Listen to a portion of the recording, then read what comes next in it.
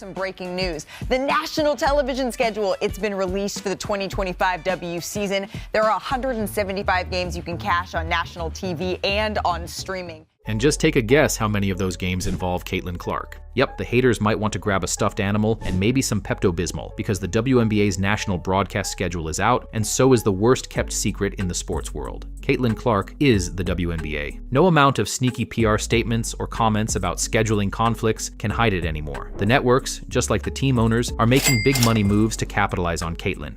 The Indiana Fever, yes. The team that was 5-31 just a few years ago and played to the echoes of half-empty arenas until Caitlin arrived, will have 41 of their 44 games nationally televised or streamed in 2025. That's right, 41 out of 44. That's an insane broadcast takeover, the kind usually reserved for dynasties or big market teams. And it's pretty ironic. While media talking heads twist themselves into knots trying to find faults with Caitlin Clark and stir up fake drama, their networks sure have no problem cashing in big by broadcasting her games. Wheeler finds Clark from the logo. The WNBA fought for mainstream attention for years, and now, thanks to Caitlin's star power, they're finally getting it. The Fever have ABC and ESPN slots like they're the Lakers or Celtics. They're riding the hot hand all the way to Profit Town. Oh, but there's more. Stick around because this is just one of many recent developments that suggest this will be a massive year for Caitlin and the Fever. And even though this is all great news for the WNBA, you just know there are star players who are upset with Caitlin getting almost full national exposure. Angel may want to spend some of the $50,000 she got from Unrivaled on some noise-canceling headphones. Just wait until you see how many more games Caitlin's getting. Let's get into it. But first, if you think Caitlin's going to sell out every arena this season, smash that like button. Okay, let's talk about this bonkers national broadcast schedule. The Indiana Fever are basically the new primetime obsession. 41 of 44 games on national TV or streaming, which includes games on ABC, ESPN, CBS, name a network, and you'll probably see Caitlin dropping threes on it. Clark, step back three, knocks it down. 2 in the first quarter against Connecticut. Clark connects on a three.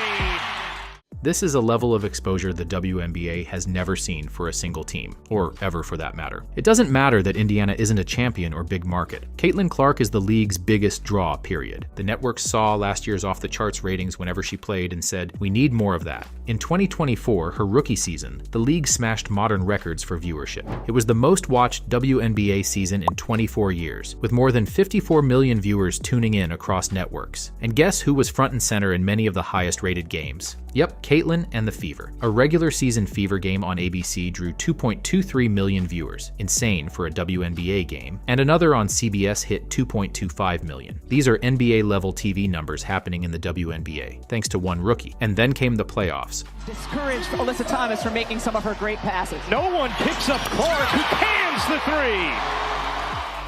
Her first-round series drew more viewers than the later rounds without her. One Fever playoff game got 2.5 million viewers, higher than the 2024 finals, which averaged 1.57 million viewers. ESPN, ABC, CBS, they're essentially competing for a piece of the Caitlin action. We've got games of hers on weekend afternoons, weeknight primetime, you name it. It's a full media frenzy around one player. This kind of schedule weight has typically been reserved for, like, LeBron James or Steph Curry. For a WNBA sophomore to command this, it's mind-blowing. If you're a fan of another team, don't worry, you'll still see them whenever they play Caitlin and the Fever. Speaking of other teams, how many national broadcasts are they getting? With such star power on those teams, it's really no surprise they're atop the list for the most games available for you to check out on a national scale. The Fever, they lead the league with 41 games here, followed by the Aces 33, the champion Liberty at 32.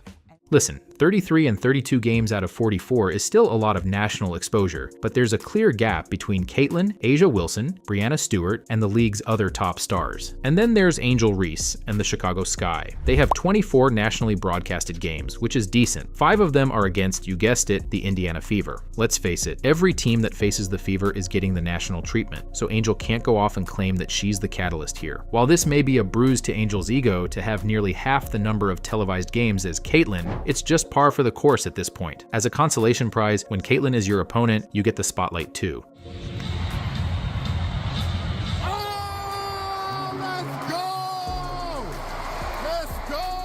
In fact, demand for Fever road games got so crazy that at least 6 teams moved their home dates versus Indiana to larger venues just to accommodate the crowds. The Dallas Wings, for example, shifted a June game to a 20,000-seat NBA arena. The Chicago Sky moved 2 games to the United Center, which seats nearly 21,000 fans. Even the Atlanta Dream upgraded to the State Farm Arena, home of the Atlanta Hawks, though their owner hilariously claimed it was due to a scheduling conflict at their usual arena. I mean, we can all understand that you can't come out and say that you're only upgrading arenas for a player who's not on your team, but a scheduling conflict? Talk about a happy accident that allows you to sell 5 times the tickets at higher prices. As a result, Caitlin was jokingly nicknamed the scheduling conflict, since normal arenas suddenly aren't available only when she's in town. But can you blame teams for making the move to larger digs? Caitlin is a guaranteed economic stimulus package. Just look at what happened last year. Total attendance jumped 48% year over year, and the WNBA notched 154 sellouts, more than triple the previous season. When Caitlin came to town, arenas that used to have plenty of empty seats were suddenly packed to the rafters. Her own team, the Fever, obliterated attendance records. Over 340,000 fans came to Fever home games in 2024, a new WNBA high, and an astounding 319% increase from the year before. Read that again. A team that drew about 80,000 fans in 2023 drew 340,000 in 2024. That's the Caitlin Clark effect in action. While some folks might get jealous or nitpick, this is undeniably amazing for the WNBA. It signals something we've never seen before: unprecedented demand for the women's game, all sparked by one player capturing the nation's attention.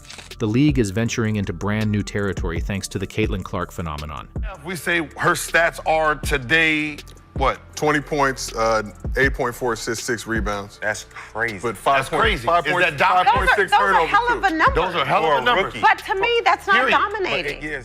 Many thought and some haters hoped that the Caitlin Clark phenomenon would die down. But based on teams moving their games to larger arenas, networks broadcasting almost all Fever games nationally, and the Fever selling out 15,000 tickets to a preseason game in Iowa against the Brazilian national team in under an hour, it's clear that we've only just begun to see Caitlin's impact on the game. This exposure is creating a snowball effect. New viewers tune in because of the Caitlin Clark buzz, then get hooked when the games are competitive. While people want to see Caitlin, she's only as impressive as the talented opponents who push her to do great things. The better the product, the more fans stick around. It's exactly what the league has dreamed of. Samuelson, nice pass there to Clark. Clark behind the back. Oh, it's Smith with the finish. Brilliance from Caitlin Clark. Now here's where we're going to see some real drama. Last year, Caitlin took a basement team and brought them back to respectability. After going 1-8 to start the season, they went on a 19-12 run, finishing with a 500 record and making the playoffs. It was an unexpected turn of events for a Fever team that hadn't made the playoffs since 2016. But the Fever look nothing like they did last year. With this year's national broadcasts, die-hard and casual WNBA fans are going to get a front row seat to a championship caliber team. It's not just Caitlin leading, carrying the load, she's got reinforcements. The Fever front office went all in this offseason, making big moves to build a championship caliber roster around their superstar. Helped guide Connecticut to the semifinals where they've been each of the last 5 years, and Bonner. Open 4 against Howard, and she's met at the top and rejected. This team's so tough. You look at Big Sil inside, Sylvia Fowles and Shepard. Nice pass to Sophie Cunningham. They started by upgrading their coaching staff, cutting Christy Sides, and snagging Coach of the Year award winner Stephanie White from the Connecticut Sun. They signed veterans DeWanna Bonner and Natasha Howard to bring a blend of offense, defense, and championship experience. Bonner, a 6-time All-Star at 37, still has plenty in the tank. Howard is a former Defensive Player of the Year who can patrol the paint. They then added defensive anchor Brianna Turner and 2-time champion Sydney Colson for depth and leadership. And in a splashy trade, Indiana brought in fan-favorite sharpshooter Sophie Cunningham, who promptly announced she'll be Caitlin's on-court bodyguard, ready to stand up to anyone who tries to get chippy with Clark. In other words, if you mess with Caitlin, you now have to answer to Sophie. Sophie's fiery swagger is exactly what Indiana needed. She'll make any opponent thinking of roughing up Caitlin think twice. Guy kicks it to Cunningham. 3 on the way is good. No foul is called, and now tempers are flaring. The Fever also made sure to keep their own core intact, re-signing star guard Kelsey Mitchell, a 19-point-per-game scorer. And let's not forget they still have former #1 pick Aaliyah Boston, the 2023 Rookie of the Year. Add it all up, and Indiana suddenly boasts 5 All-Stars, plus multiple champions, and a much deeper bench. Talk about a transformation. Just a year ago, the Fever were a perennial lottery team. Caitlin's arrival already dragged them into the playoffs in 2024 essentially by herself. Now she's looking around and seeing a stacked squad alongside her. On paper, the Fever have gone from rebuilding to potentially a super team in record time. Expectations in Indy have exploded. Fans and analysts are now whispering about championship potential. Remember, this franchise hasn't won a title since 2012, and suddenly people are asking if 2025 could be the year that drought ends. Even neutral WNBA fans are itching to watch this team because, frankly, it'll be must-see TV. If Indiana was fun last year, this new roster could be absolutely electric. Here comes Clark, bouncing to Thad Benley, who lays it in. With all these new weapons, one has to wonder just how much better can Caitlin get with a supporting cast like this. She was already a one-woman wrecking crew in college, carrying Iowa to back-to-back title games, and a franchise savior as a rookie. Now she finally has elite help. We might be about to witness a whole new level of the Caitlin Clark show. Caitlin poured it on after the Olympic break, averaging 23 points per game, enough to make her a serious MVP contender in any season where A'ja Wilson doesn't drop 27 points per game. With a better supporting cast, you've got to think that 23 points per game is her new floor, and her assists will also increase significantly. And we have to remember, she's only 23, not even close to her prime. But of course, with all this good news comes a bit of drama. Not everyone is eager to bend the knee to the Caitlin Clark effect. And as the Players Union gears up for a new CBA negotiation, some WNBA stars are talking like they hold all the cards now, conveniently glossing over who dealt those cards in the first place. Take Angel Reese and Nafisa Collier, for example. Angel said on her podcast that if the league doesn't meet the players' demands, we sitting out, basically threatening a strike. What does that mean? We deserve more. Of course, everybody. I agree. Everybody. I agree with that. They gonna get more. They probably gonna be making more than us. No, they are. Yeah. I've been in the meetings. They are. I need to get in the. I need to get in the field. You need to come to the meetings. I gotta get in the meetings because I'm hearing like, yeah, they don't give us. If y'all don't give us what we want, like, we sitting out. Collier, who is vice president of the WNBA Players Association, echoed that sentiment, saying players are prepared for a work stoppage if necessary. Now, to be fair, they're not wrong about fighting for better pay. With the new media rights deal taking effect in 2026, revenues are about to skyrocket, and hopefully, the league should be in a place to pay players much more. No, it's not going to be NBA-level cash, but it should be enough to stop players from having to play in Europe and leagues like Unrivaled to pay the bills. But here's the thing, that leverage they're feeling didn't appear out of thin air. It came largely from the massive spike in interest that Caitlin Clark generated. One sports business analyst calculated that Caitlin was responsible for 26.5% of all WNBA economic activity in 2024. Let that sink in. Over a quarter of the league's business tied to one rookie. She boosted ticket sales. 1 in every 6 tickets sold was attributed to her fan draw, merchandise, TV ratings, you name it. She basically dragged the WNBA into a new era of relevance. In fact, games without Caitlin averaged barely 1/3 the TV viewers of games with her. And Fever games accounted for nearly half of the league's national TV revenue last year. Those numbers are simply staggering. Yet, you won't hear Angel Reese or others thanking Caitlin in those interviews. Instead, there's a lot of, we earned this, we have leverage. It's a bit awkward because everyone can see what's driving the surge. Some of your peers, they will recognize, her game, but they won't recognize her impact. Right. How can you separate the two? It's kind of hard, right? And I used, and Jax, you're absolutely right. And I was like, come on, you big dummies. Everybody now has an opportunity to pull up their chair and have a seat. Mm-hmm. The league and team execs won't say it outright either. Commissioner Kathy Engelbert's schedule announcement credited incredible basketball and countless memorable performances across the board, carefully avoiding putting the spotlight on any one player.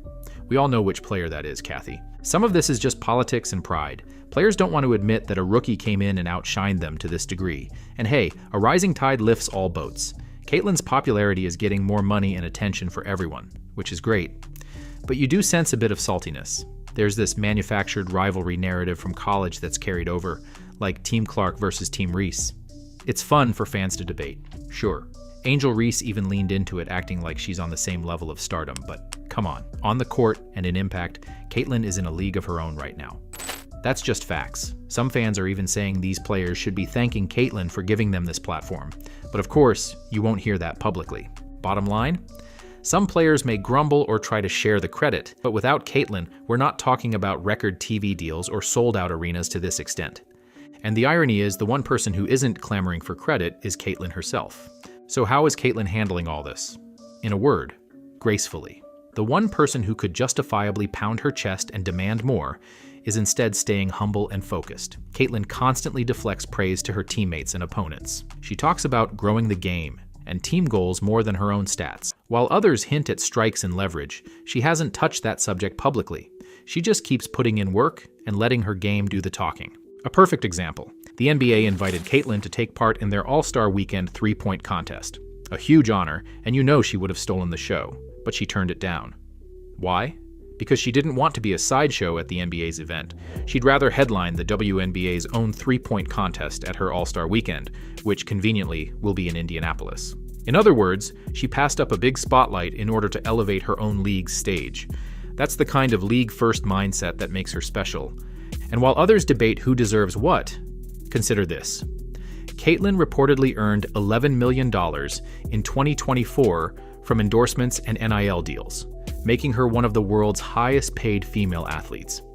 Yet, her WNBA salary was about $75,000, plus some bonuses. That means less than 1% of her earnings came from the league. She could easily gripe about that imbalance. After all, no one delivers more value for those dollars than she does. But instead, she seems to accept her role in this moment. Her agent openly said she'll likely never be paid what she truly deserves by the WNBA, and Caitlin herself seems fine with that. Why? Because she understands she's a trailblazer. Think of her like the WNBA's Larry Bird, the Midwestern superstar who saves a fledgling league, setting the stage for the next generation to reap the rewards. Bird and Magic didn't make today's NBA money, but they turned the NBA into a viable and exciting sport, paving the way for the Jordans and LeBrons to come. Caitlin appears willing to be that figure for women's basketball. Her legacy might be that she took the WNBA to a whole new level, so that future players, not just the stars, but the depth players who today earn a 5-figure salary, have a healthy financial future ahead of them. In the meantime, she's building a brand and fan base that transcends the WNBA. People follow her every move, whether she's teeing off at a Pro-Am golf event or cheering on her favorite NFL team with an international pop sensation. She's drawing headlines. She's becoming that rare star who is known outside her sport's typical audience. And through it all, she keeps saying the right things, staying respectful and embracing the pressure. She often says she loves the big stage and the noise that comes with it. Good thing, because that spotlight is only getting brighter from here. When you watch Caitlin interact in interviews, she's all about the team, the fans, the bigger picture. Even after a season of being called the savior of the league, she hasn't developed a diva attitude. If anything, she's doubling down on working hard and proving people right. As fans, we have to appreciate that. It's not every day you see someone handle superstardom with such poise, especially at 23 years old. For the Sparks, 0 for 9, and Caitlin Clark fell to the aces in 4 games. Clark connects. Caitlin Clark may never get a paycheck that reflects the true value she's providing to the WNBA, but she's already securing something more important, a lasting impact on the sport. Years from now, when the WNBA is thriving on a whole new level, we'll remember that it was Caitlin, with her ridiculous talent, her humility, and her determination, who lit the fuse. The Caitlin Clark phenomenon is very real, and it's changing the WNBA in real time. She's filling arenas, shattering TV ratings, and inspiring an arms race among teams. And she's doing it all with a smile and a humble attitude.